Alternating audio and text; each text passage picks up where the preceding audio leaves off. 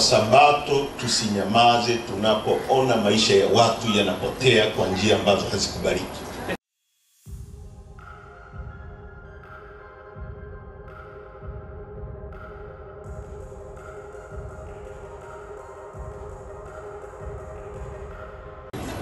Heche ni mshiriki wa kanisa letu. Amen. Alibatizwa ilikuwa wapi? Tarime wapi? Mwanza. Kwa hiyo huyu ni mshiriki wa kanisa letu na jina lake liko kwenye vitabu vyetu. Ni mshiriki ndaki wa kanisa la Waadventista. Amen. Kwa hiyo hapa amekuja kuabudu kwa kanisa lake la Waadventista wa Sabato. Kwa hiyo nawakaribisha sana, lakini pia ni kiongozi muhimu kwa sababu ni kiongozi wa chama kikubwa, moja ya vyama vikubwa hapa Tanzania, vyama vya siasa. Kwa hiyo tunashukuru sana kwa kuja kuabudu pamoja nasi ingawa ni mshiriki wetu. Mheshimiwa Heche wao. Karibu. Bwana asifiwe. Amen. Sasa mimi huwa ni mzungumzaji mzuri sana kwenye events za kisiasa. Sijui kama ni mzuri sana kwa kuzungumza kanisani. Na kama alivyosema Askofu Marekana, mimi ni Mwadventista Msabato kwa kuzaliwa.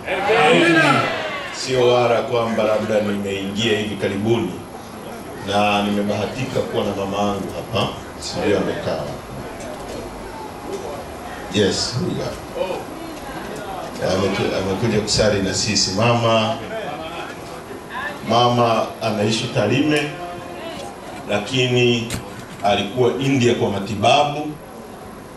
Sasa aliposikia kwamba leo mnaadhimisha miaka 40 ya utume, akasema atakuja kuabudu na nyie hapa. Tumepata foleni kubwa sana hapo njiani, kwa tukafika late. Tupendi kwenda kanisani kwa kuchelewa.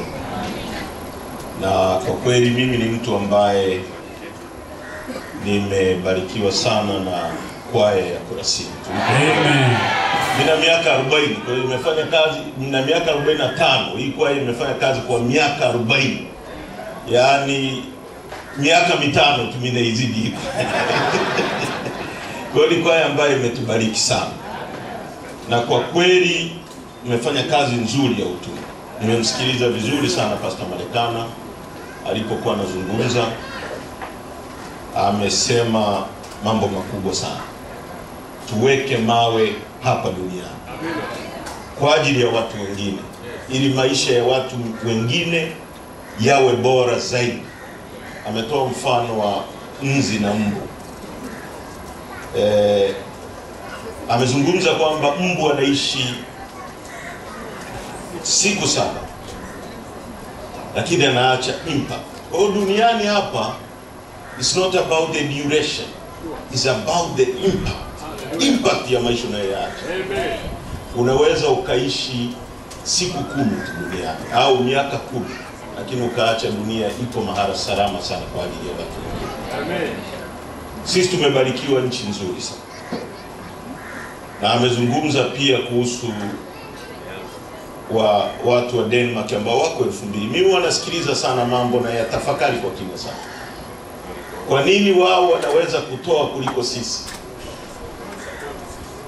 Kwa nini wao watusapoti sisi? Sio kwa sababu wana uchumi mkubwa sana, sio kwa sababu wana nchi nzuri kuliko ya kwetu, ni kwa sababu maisha yao yameadvance. Na sisi struggle tunayofanya duniani hapa ni kufanya maisha ya watu wengine yawe bora zaidi. Tuna nchi nzuri, lazima tuifanye iwe mahali pazuri zaidi. Kwa ndugu zangu, mimi nimefurahi kushiriki na nyie, na mimi nitaweka jiwe. Japo kwa kushtukiza, lakini nitaweka jiwe. Na mimi na mama yangu na wadogo zangu tutachangia shilingi milioni 2.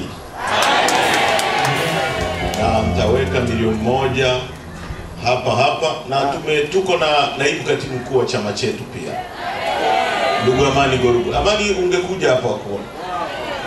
Amani yeye sio Msabato, lakini amekuja kwa sababu hii kwaya imembariki sana.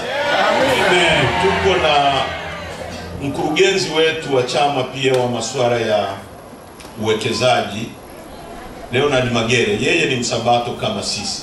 Amen. Na wote wametaka, si kama Amani unataka kusema au mpaka kujiandae wote tunakuwa. Kwa hiyo ndugu zangu, tumefurahi, lakini nataka kusema jambo moja la muhimu sana pastor, ambalo mimi linagusa sana maisha yangu.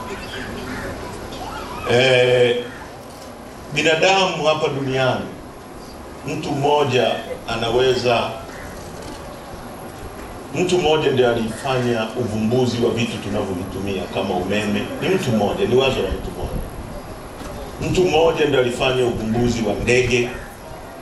Mtu mmoja ndiye alifanya uvumbuzi wa magari tunayotumia kusafiria na kila kitu. Wasabato, tusinyamaze tunapoona maisha ya watu yanapotea kwa njia ambazo hazikubaliki.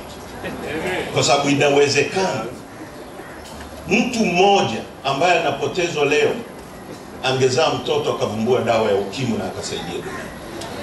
Inawezekana mtu mmoja ambaye anapotea katika mazingira ambayo hayakubaliki.